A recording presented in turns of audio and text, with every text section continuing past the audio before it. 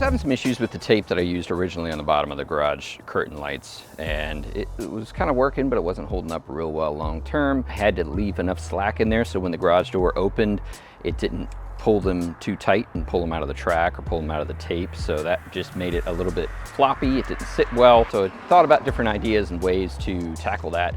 And what I came up with was using the clear diffuser covers for the rails that we used to put the strips in up top.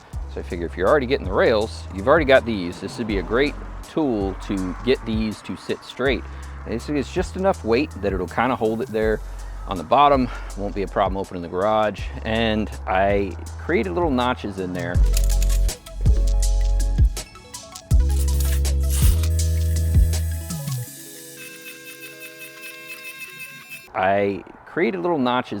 So that it's easy to put them on and remove them if I need to at the end of the season. Put them away, keep these with them, and put it back on for the next season really easily.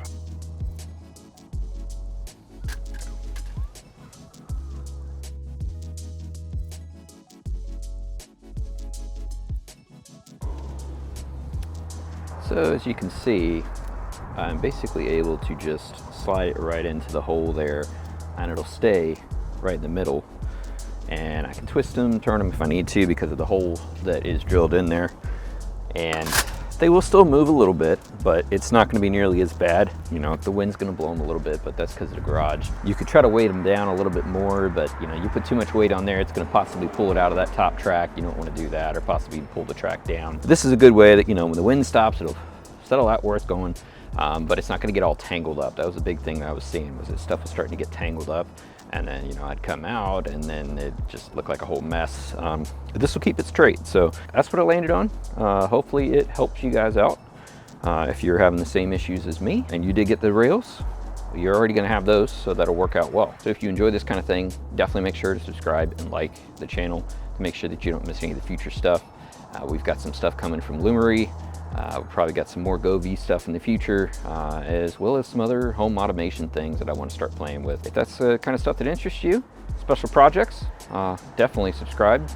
And check out our website, nextlevelneo.com, where we have quite a few unique things. That's been the big focus over there, is just trying to get unique things that don't really exist. And that's what's really cool. I'm getting into the home automation, trying to figure out what does exist, and then figuring out what doesn't and should, you know, and if there's something out there that doesn't exist that should, we're going to try to create it. But so far, I like what Govee has. We're going to see about some other brands here very soon, and we'll go from there. Thanks.